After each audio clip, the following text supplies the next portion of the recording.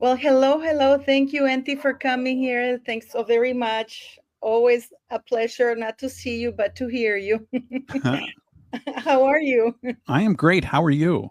I'm doing fantastic. I've been watching your YouTube channel because you had like a marathon of all the royal blind items. Yeah, and they're still going to continue. I just took a couple-day break. My goodness, I didn't know that they were keeping you that busy. Yeah, I mean, there's a lot of them, so it's a tremendous amount, and it's when you put it all together over the years or whatever, it's you're kind of astonished by how many there are. Yeah. And I wanted to talk to you about a couple of things because you saw what's going on with Diddy and everything. Uh, and I saw that you're covering, I mean, you've been very busy with that. How's that coming along? Yeah, I mean, it's been very interesting from a legal perspective, and just the ins and outs and the other lawyers and whether or not he would get bail and some of the arguments that were made and things like that. And I think that a lot of people thought from the judge's questioning last week and also in the filings that perhaps he would get bail, but it turns out that the judge was more swayed by the video from the hotel and just some things that Sean Combs had done while in jail, even though he hadn't got reported by the Metropolitan Detention Center. He The things that he did do, the judge didn't like, so he was denied bail. I think a lot of people, not just myself, I thought a lot of people thought that he, at least judging by what the judge was saying out loud in court, would get bail. So it was very interesting to see that the judge was not swayed. I was one of the people who thought he was going to get bail, to tell you the truth. I really did. Because, we had that Abercrombie guy who got bail with just $10 million. What is the difference between them two? Because they look pretty similar, what they're both doing, isn't it? Yeah, I mean, it is. And that was one of the arguments that Sean Combs's attorneys made. And there was no objection by the federal government to Mike Jeffries getting bail. He's the Abercrombie guy. And yeah, he had trafficked probably 50 or 60 men internationally, domestically, whatever. I think that the main difference was there was no violence on the part of Mike Jeffries. That's number one. Number two, Mike Jeffries doesn't have a history of intimidating witnesses or beating witnesses up. And number three, when he was arrested, there were not firearms and AR-15s and things like that were present. So the federal government was they were okay with him getting bail as opposed to Sean Combs, because I mean, and Sean Combs, if he got out of jail, would definitely be intimidating witnesses, contacting witnesses. Maybe it wouldn't be directly, but he would certainly have people doing that. And I think that that's one of the fears that the judge had. Some people were saying that it was the age also, but I mean, I'm always very surprised because we don't know if this guy is violent or not, because we just don't know. He was very good at covering his tracks, and I don't know. I hate to bring the race thing, but I mean, when you look, he was white from a Yeah. very privileged position. He didn't fit the profile of these kinds of things, when actually he's the perfect perp for that, in my opinion, because he had the money, the means, the position, everything to do that. And do you think that race or the profiling played a part? Because maybe this guy is violent. Clearly, he is violent because he's trafficking people, but they just don't know about it. Or do you think that's because P. Diddy is more a celeb, so like a celebrity, so he's more flamboyant, or things are exposed more easily? I think that there's a lot of different factors. I think number one is that, Sean Combs, if he is convicted, he's subject to basically forfeiture of all his assets, right? Everything. So that makes him likely to do a lot of things that Mike Jeffries wouldn't do. Number two, although we maybe think that Mike Jeffries is violent, we don't have any proof. So that's conclusory. And the federal government didn't offer any proof that he was violent. So that's one of the other things. And I think that the judge was moved by the text messages from Sean Combs to Cassie and vice versa, after she had suffered the injuries and things like that. I think that that's because you did have video and then you had text where he basically just, said he was going to be violent. So the judge was like, okay, this is a person that needs to stay in jail, and we don't have anything from that when it relates to Mike Jeffries. I've been watching this Diddy thing. There's this girl named Misha, that she said, well, she disclosed this about, that video, that Cassie video. She said that Cassie was leaving with the duffel bag full of money. And this is why he went after her, because she was making an exit with it. That was Cassie, right? The one that he beat up? Yeah, in the hotel at the Yeah. Intercontinental in Century City. Yeah. Yeah, whether or not she was taking a duffel bag doesn't really matter when the judge is looking at if somebody is capable of violence or not. And so that's one thing going on. And then, the other things is that the defense brought up, and rightfully so, when they were making this argument, is that there has not been any superseding indictments, right? So the federal government, when they're saying, oh, he's intimidated people and staff and things like that, yeah, did he get violent towards the staff? No. But the defense has brought up the fact that it seems like there's only one victim in all of this, and that's Cassie. Now, we've had all these other civil lawsuits, obviously, and we've had people brought before the grand jury. What made everything a little bit different this time was when Sean Combs was first denied bail when he was arrested, there hadn't been any discovery yet. So we didn't know anything. His lawyers didn't know anything. But here we are, several months forward, and they've had a chance to look at stuff. And so far, it appears, again, they've had other people appear in front of the grand jury, but so far it appears that it's really only Cassie and everything related to her that is the crux of all of this. And then the defense said, well, yeah, he's a horrible person. He hit her, all of this kind of stuff. But, it's just, it doesn't, show a pattern of doing it to a whole lot of other people's. Yes, he liked to have freaky sex parties and things like that. But, so they were making these arguments. And I want to make it very clear that I think that Sean Combs, deserves all the jail time in the world. I just, when I look at it from a legal perspective, I see what the defense is saying. And don't forget, we have had like Courtney Burgess or whatever, who was testifying in front of the grand jury, and that guy doesn't really have anything to offer. And I know that they're probably trying to get as many as they can. There have been several civil lawsuits where I think that the person has a very valid claim. But the problem is that when you look at the civil lawsuits, the ones that I think are valid and where I think that Sean Combs did hurt these people, they're from, the early 2000s, they're from the mid 90s, and California and New York have a look back rule, which means that for, a civil lawsuit involving this kind of thing, you can bring it even though the statute of limitations has expired. But criminally, that's not the case.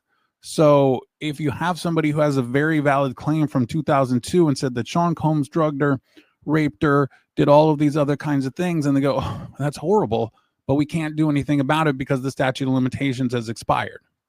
So it doesn't do anything. It adds to the stuff, but it doesn't actually find grounds for any other superseding indictments. And it's been several months, so you would think at this point they would have been able to find somebody who, to get more indictments.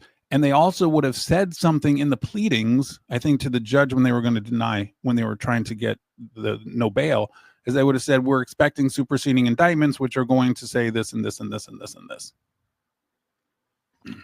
That is such a good point. I actually brought it up the other day, Enty, because there's this YouTuber who's a lawyer, and he was actually in the courtroom, the bail hearing, and he said that he was shocked, and he would have been surprised. Well, by then the judge hadn't ruled, but he said that given what he himself heard, he said that he would be there was a high probability that he would get out because on bail, because he said exactly the same thing that you just said, that the prosecution only came up with all these YouTubers who are like all these victims who are going on YouTube, saying, "Oh, he did this to me, he did that to that." But oddly enough, nobody has been called by the prosecutor. So he said that there was very little substance to the accusations, and that they hadn't produced absolutely anything other than that Cassie lady who was badly beaten by Diddy, and the lawyer said, "I find that is the only thing they have." I mean, what about the guns though? Because a lot of people have said he had a bunch of guns with unfiled numbers. What Yeah. about that? Yeah. So when they raided his property, multiple properties, I think it was only in the Miami one, that they found some AR-15s that had been defaced. So the serial numbers taken off and things like that. And so the judge took that into consideration. And don't forget that, this all kind of led off with the raid that the Metropolitan Detention Center, like all of the prisoners, and then they found all the legal documents or something from Sean Combs.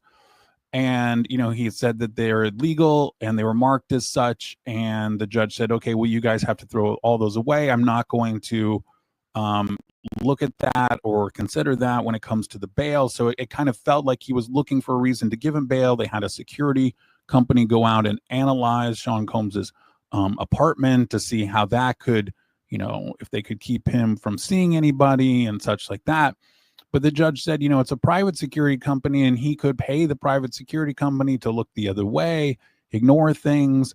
And so that was one of the things that was, added to it.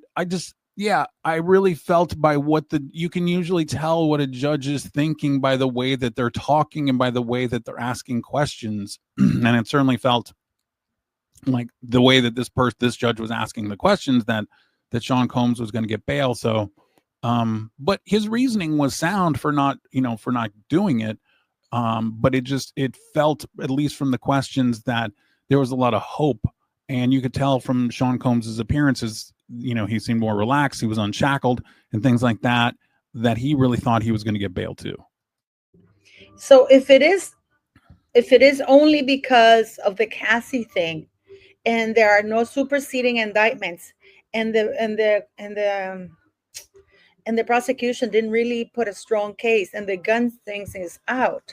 So this is basically just because of Cassie and some notes and because the prosecution didn't even bring anything like a proper witness that had been coerced or threatened or anything like that, did they? No, I mean, they mentioned that they probably will have some, and they probably will. But yeah, I think that the case is weaker than it seemed. I still think that he's going to end up in jail, but it would be nice for the government to find other people. And I go back to what I've said originally, is that Sean Combs thought he can intimidate Cassie and was not going to pay her the money that she wanted to be paid, so she files suit. He pays her the next day, whatever it is, $18 million, and then that brings down the federal government. If he had paid her and didn't think that he could intimidate her, he would not be in jail right now. Wow, what a messy thing. And there's this lady called Adria English who's been given interviews. And we're going to segue into the Royals right now, because she has, stated on YouTube Lives that Diddy trafficked her to Harry. Yeah, she's lying. She's lying? Why is that? Just there's no way that you could ever. Okay. People like Adria, first of all, she can't even get representation because no lawyers will buy into her story. She had representation at the beginning from Ariel Mitchell Kidd, but Ariel said no and dumped her, because not only was Adria trying to go on YouTubes and make money and just try and sell her story, she's just doing it like that. And so Ariel said no. And then Adria said, oh, I've got all these lawyers interested in my case, but they're not. And one of the reasons is because something like trafficking, she was trafficked to Harry through Diddy, and she also came up with some other names. And I said, that's great, fine. You named a celebrity. Tell me exactly how it worked. Tell me exactly how you ended up at Prince Harry's. Tell me what location you were at with Prince Harry. Tell me all of that, because she can't. Just tell me. when Virginia Roberts was trafficked by Epstein, she goes, this is where I went. This is when, not even just, she had a picture, not just that. Okay, we were here, we were here, we were here. It was this dates, it was this dates. This is the place we were at. This is the place we did. When I was trafficked to the former prime minister of Israel, this is where it was. This is the day. This is the place. Boom, boom, boom, boom, boom. Right? So, and all of those Epstein people, they all just go, this is where we were. This is where we were. It was either Miami, West Palm, the Virgin Islands, New York, Ohio, New Mexico. They all had a place. They all had a date. And Adria's just like throwing out names because she wants to be on YouTube. I am surprised, though, that he used Prince Harry and not Prince William, because Prince William is more famous than Harry. She claims that it was in one of them trips to Vegas. And not to be mean or anything, but Prince Harry doesn't like black ladies. I don't know how he ended up with Meghan, but his type is blonde and busty. Yeah. I mean, okay. Meghan is not even his type. She doesn't even have boobs. I mean, no disrespect, it's a fact. Yeah. Well, if you go back to the Vegas thing, we have pictures from Vegas, right? There's lots of pictures from Vegas. There's pictures of him naked. There's pictures of cocaine. There's pictures of everything, right? So where's the pictures of Adria there? Where is it? Okay, you were trafficked there. Tell me exactly how it happened, right? Prince Harry decided, the only way I'm going to be able to get a woman tonight is if I reach out to Sean Combs. Prince Harry had plenty of people there. I agree with you. It's just that, there's so much going on. So many people are coming out of the woodwork, claiming that they were this, they were that. And also everything piles up when you have that lawsuit that Harry was named, not Prince William. Then you have, I'm surprised Prince Andrew's name hasn't come up, to tell you the truth, in all of this, because we know how close Fergie and the two York princesses are to Diddy. I'm surprised that their names haven't come up more, but it's just me. I mean, it's just an opinion I have. So you don't think she's telling the truth? No, I don't think she's telling the truth at all. Do I think that she was trafficked? Yeah. Do I think that she and her, significant other or whatever, participated in sex parties? Yeah. Do I think that she was drugged? Probably. But the problem is that, whatever case that she has is really discounted by the fact that she makes these other accusations. And so then an attorney gets very, very scared to file something. There's something, attorneys, we call it the laugh test. And the laugh, L-A-U-G-H, just like laugh. No, I understood laugh. Why do they call it that? Can we file something without laughing that we're filing it? Okay. That's the thing, is are the claims credible? Because we don't want to lose our law license or anything to file some kind of story like that. That's why, like the prisoner in Michigan or whatever who filed the lawsuit against Sean Combs and got like the $10 million judgment or whatever, he didn't use an attorney. He did that on his own, right?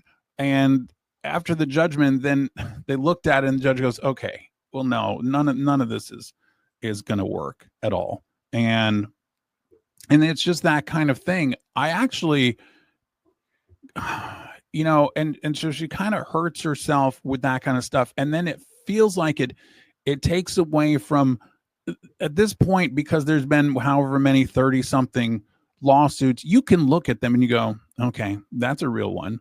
Okay, that's a real one. There's a woman in the Midwest who said that Sean Combs was there and they laced the baby oil with GHB and stuff like that. You will notice that that really hasn't come up in almost anything other than that one. And why is Sean Combs randomly in the Midwest, with this woman and stuff? They're just, most of them, well, not most. You can tell which ones, if you honestly sit down and you read them and you look at that, if, white party and Sean Combs groped me, that's probably true. Sean Combs and he threatened me or something, that's probably true.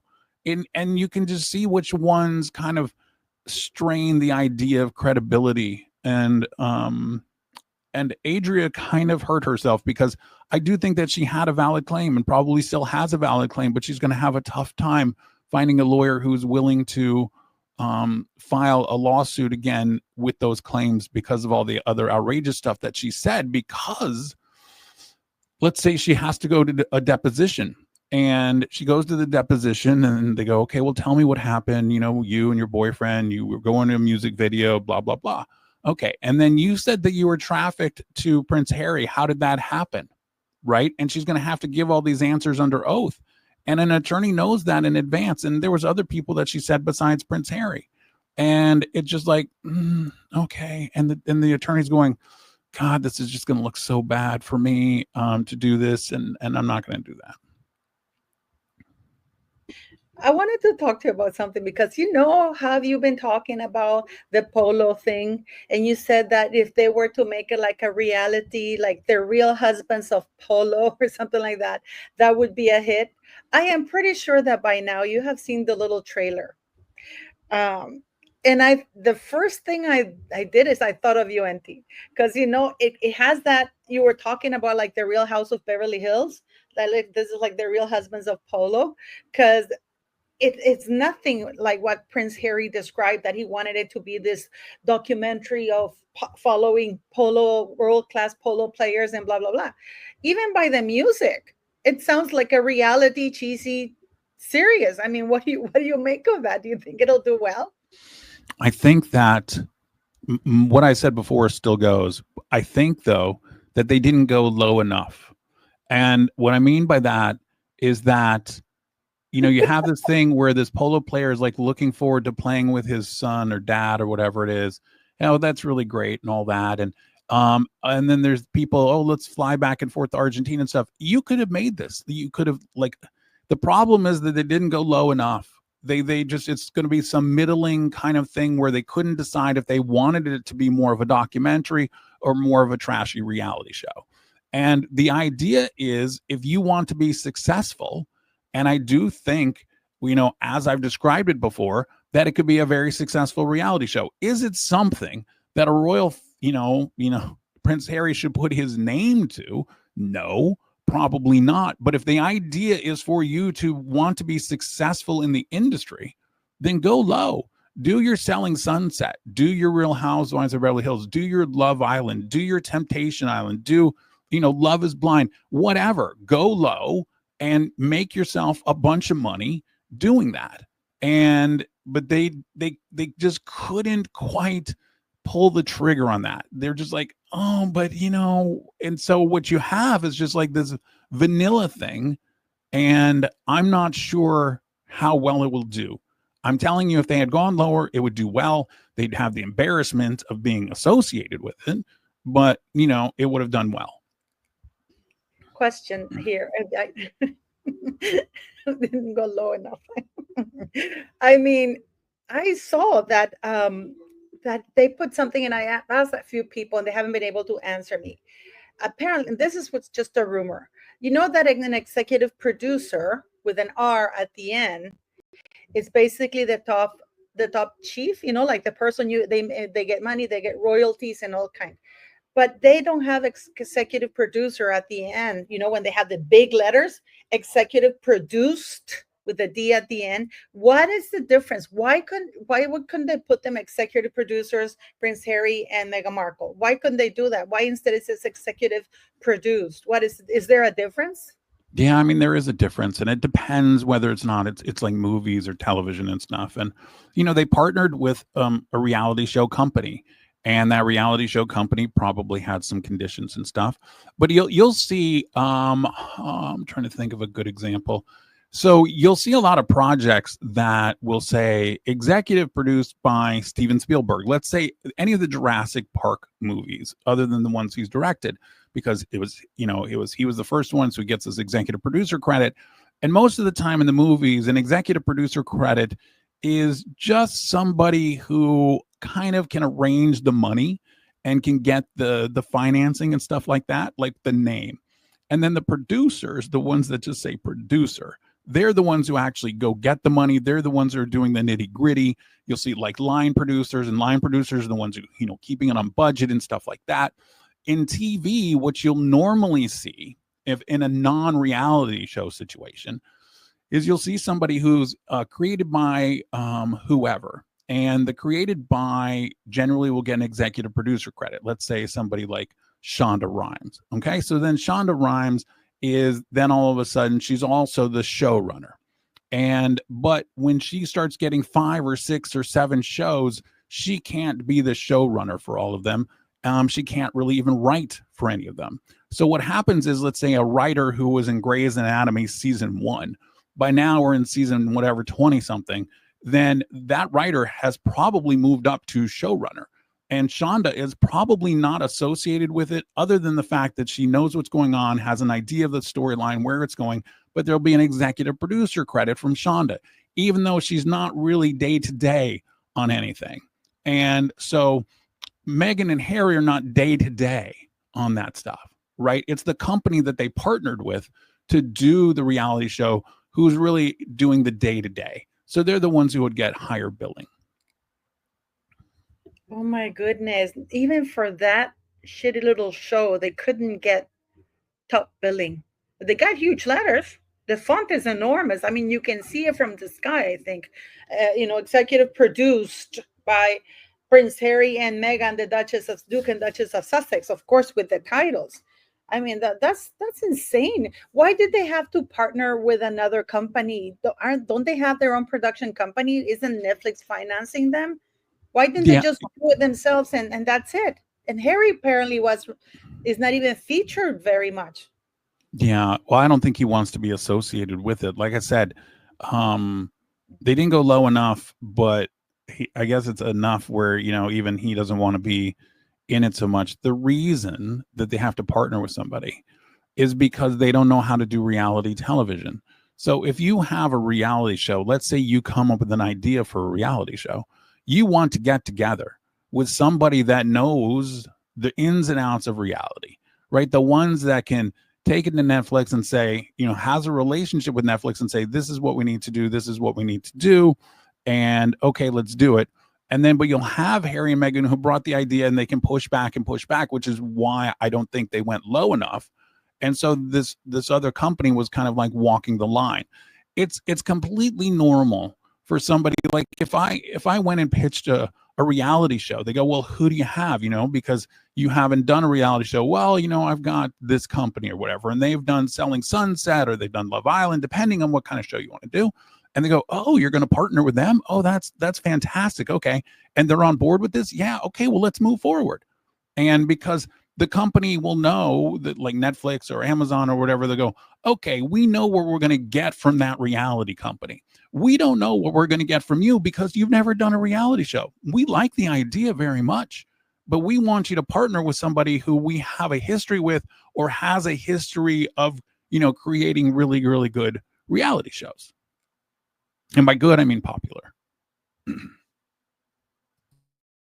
Okay, I get it. By the way, that all the beautiful people, please go subscribe to ENTY Lawyer Crazy Days and Nights, guys. Show love and support. We're recording it right now for you, and I want to thank you for your time here while we're talking here. I wanted to ask you a couple of things too, because I saw a couple of blind items and it caught my attention. One of them is that the illiterate one, I hate that word because I can barely say it. The illiterate one was hugging an A+ actor, A+ list actor, and she was hugging him like like she was like he was a lifesaver in the Titanic. I mean, who is it? Can you tell or not? I mean, it's absolutely fine, but I just wanted to ask. No, I can't tell you that one yet, but it's like it's not romantic so much as like she was just really, really, like, you felt like, okay, if this guy really took the time and the effort that she would really think about it, because he has way more money than Prince Harry. And that's the thing, is people think that Prince Harry's got a lot of money, but he really doesn't. And most of these A+ list actors make more for a movie than he has for his net worth. So I think can you give us why he was with her? Like, was it a business thing? Is he thinking, or she thinking of working with her? Is it something like that? It was just, she was in town and at this private members club, and he was there and he was just being nice to her, and I think that she was really flattered that he was being nice to her. And So it was a little bit more than platonic, but it wasn't like they were, sucking Where face was or anything Harry? like that. Harry wasn't in. He would definitely wasn't there. I don't know if he wasn't in town or what, but he definitely wasn't there. It was her and a couple of girlfriends. So what are they doing hanging around private club members in a club for private members only? I guess she hasn't forgotten her Soho days, has she? Well, no, this wasn't Soho. This was San Vicente bungalows. But yeah, so I think that she likes to move in those kind of things. It makes her feel important to go to private clubs. I think she likes to go to private clubs where she's not getting her photo taken. My whole thing is that she and Harry spend so much time away from home that I don't know what kind of relationship that they even have with their kids. So it's just I've never seen people, both parties spend so much time away or be so not photographed or seem to have no life other than maybe like George and Amal Clooney. Because I'm not sure that those kids exist either, to be honest with you. Yeah, but the thing is, though, if you think about this, um, a lot of people, you know what Megan Small stands for, stands, and she believes, and I used to think that there were children, and I've asked questions, I've asked for documentation, which has been denied. Um, it is absolutely for a woman who claims that being a mom first is everything for her. She sure as hell spends a lot of time, and I can tell you, my mom, and especially when the kids are that young, I felt really torn when I had to travel so much. Yeah. But I had it because I had to do it because I didn't have the millions that they have. So you have to provide for your kids, so you work. But they have money. They're not, of course, billionaires or anything like that, but they don't need to be away from their children, especially to these stupid, bogus, crappy things like Colombia, Nigeria. And I mean, they were being entertained by two fugitives, internationally doing wanted criminals. In Colombia, there was the uproar of how much money was spent on them, to the point that Francia Marquez had to come out and deny that, she only spent $45,000, which is BS. I mean, it's not like they're doing anything important. And I gotta pick your brain about this. What is this about Thanksgiving? Why did she have her sources leak to people that Harry's home? He's coming for Thanksgiving. Isn't that the norm? That people assume your husband, your family is spending time with your family. Why does she have sources? Because they leaked it to Kingsley Schofield. And Kingsley Schofield even did a live because she just got that news that sources were leaking that Harry is in Montecito. Why such a big deal? Because I guess the fact that they have been spending so much time apart, and it's been pretty obvious and evident that they've been spending so much time apart. My thing about whether or not you believe the children exist, and just for the sake of this example, we will pretend that the children exist, or we believe that the children exist, is that the life that these kids are living. Okay, let's say, well, first of all, we know they don't go to any kind of school, because if they went to any kind of school, there would be some parent or something that would say, oh, those kids go to this school, right? I mean, there would be something, if something would leak. So they don't go to school. They don't go to, say, like a trampoline park or anything like that. They don't go do anything. And look, Meghan and Harry might not go with the children. They might have, nannies or whatever going with the children to, say, some park or the Santa Barbara Zoo or something like that. And okay, but here's the thing, is that they're so obsessed with security that people would notice, oh my gosh, look at these two little kids who don't appear to be with their parents, but are with, what look to be babysitters and security guards. Let me take a picture of that, or let me comment about that on social media or something like that. So you don't see anything like that. You don't see them getting to go trick-or-treating. Okay. You don't see anything, any kind of normal child activity.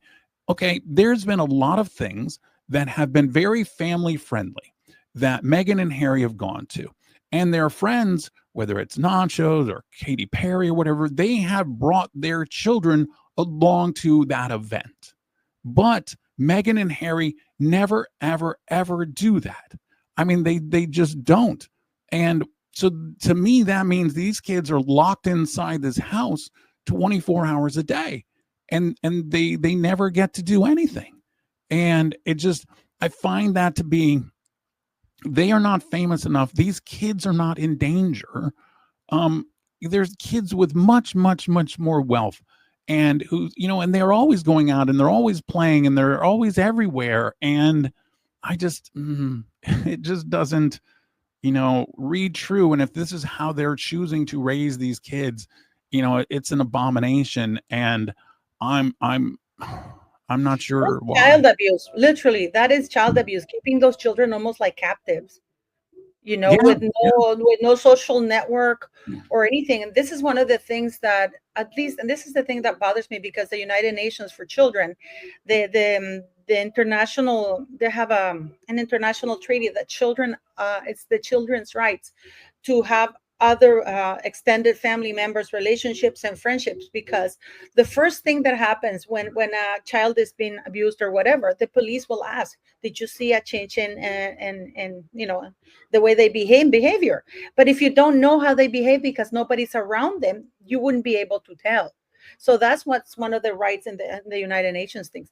I wanted to ask you a couple of things about about this Trump one. And we know that the Heritage Foundation is going after Harry. They want to vacate the judgment. What do you make of that? Well, I've got a couple of different thoughts on it.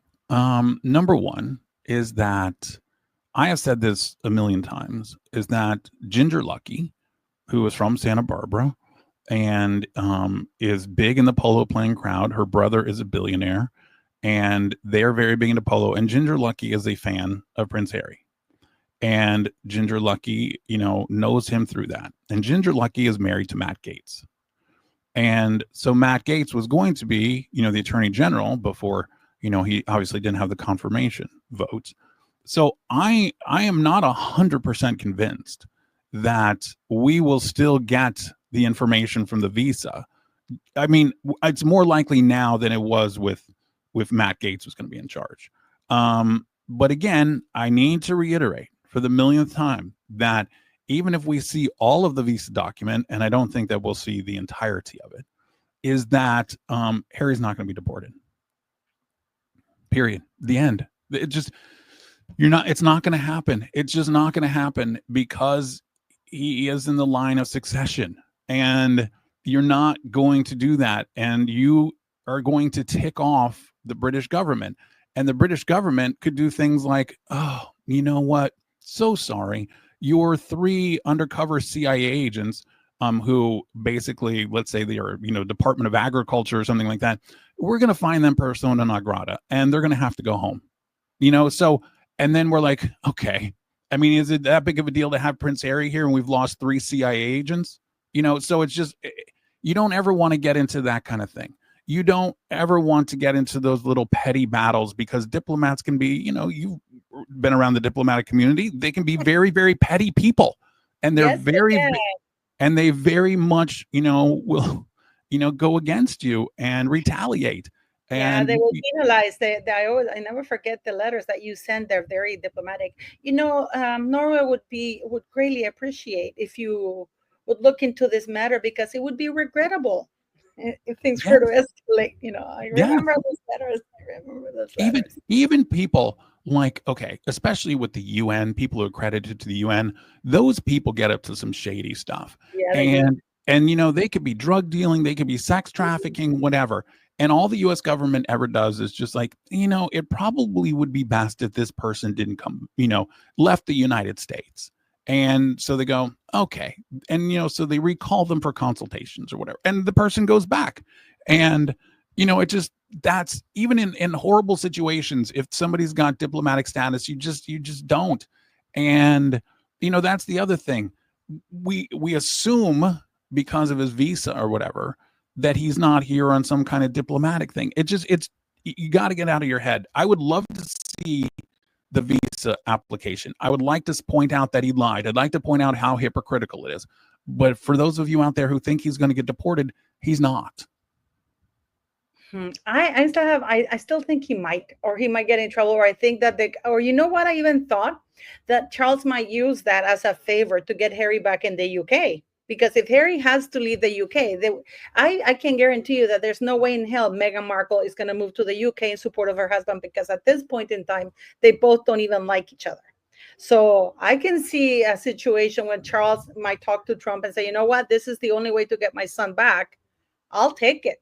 But that's just me, like, it's just me. And I wanted to ask you something. Wait, I think that they would go back to Vancouver, honestly. You do? I don't think Meghan wants to leave, though.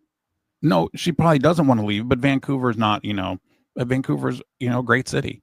And, it's very much. They want it in Canada. The Canadians have to take them. It's part of the Commonwealth. Bullshit. No, I'm Canadian. No. They'll take him. Just because you're They'll part take of the him. No.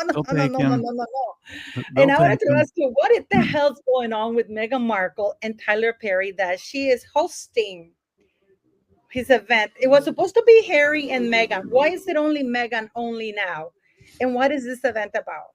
I'm surprised that Tyler wants her only and not the Blood Prince. Right. So I think that honestly, the last time I was on with you, because it had been announced, I think that we talked about it briefly. And what it is the Paley Center, which runs a lot of programs and things like that. And they're basically honoring Tyler Perry. It's kind of like, let's kiss butt, and it raises money for the Paley Center. They sell these tables. Well, the individual tickets are $2,000, tables are 10 or 20,000, and then you can, if you spend enough, you can invite it to the cocktail party and stuff like that. And so you're going to have a lot of people speaking and basically just saying, "Oh, what a wonderful guy he is." And when I brought it up originally, I was like, I can't believe that Harry and Meghan have attached themselves to this simply because, and there were 10 people above them in billing. And so if they got to speak, they were going to speak for like a minute and a half, maybe in the middle of a program. It wasn't going to be in a place of, power, or a place that's, oh, this is a good place to speak and stuff like that. It just wasn't going to happen. And so I was kind of shocked that they were doing it. But then again, he does let them use his plane.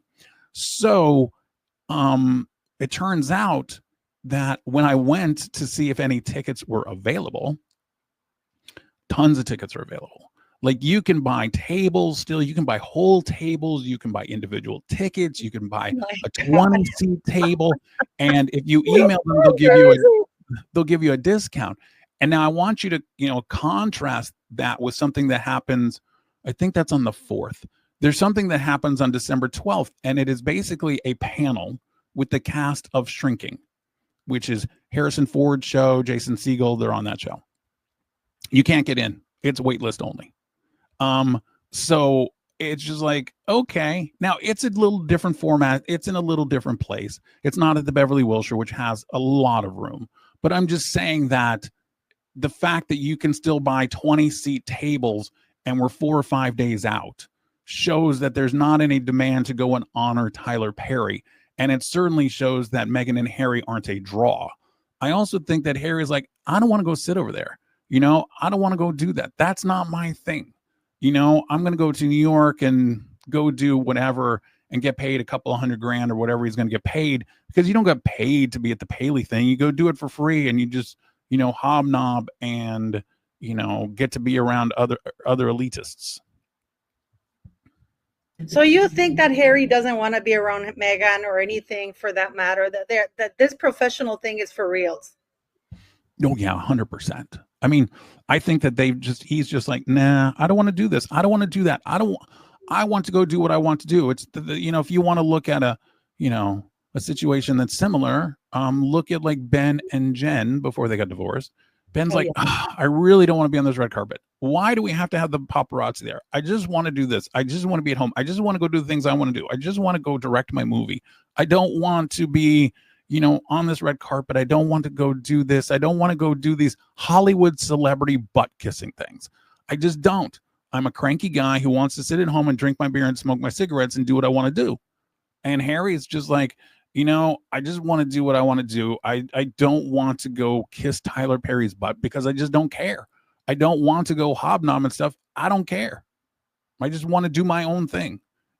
I also think it's because he knows it's not A-list. He knows that's not an A-list event. It's not like Tom Cruise is going to be there. Oh, No, no. it's an A-list event. I'm just saying that nobody is going to be there. But who else Uh, other than Tyler Perry is going to be there? oh, Because, nice. as you said, they haven't been able to draw anybody in. Yeah, I mean, it's like there's a lot. I think like Shonda Rhimes is even going to be there. It is I'm trying to see who. Oprah. I wouldn't be surprised if Oprah's there. Let's see.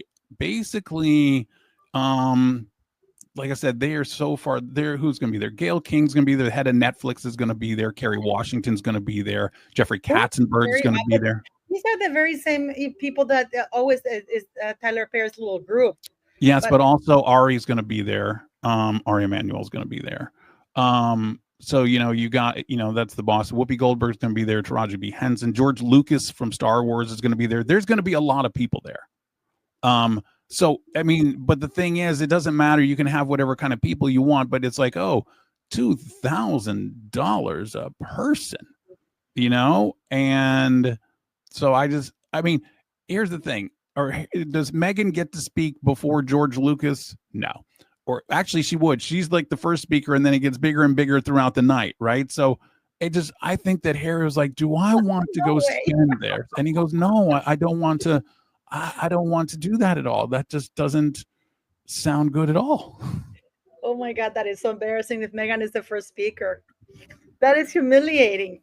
Well, thank you for coming. I know you only have 45 minutes. I am so ever thankful for you to come, and we have to catch up again. I know you're very busy with everything, and I do appreciate you taking the time, Enty. So thank you very much, and I hope I'll see you very soon. Well, I'll hear you very soon. And Yes. thanks for coming, gorgeous. I am so grateful. Oh, you're very, very welcome. It's always a pleasure and a joy. Thanks so very much.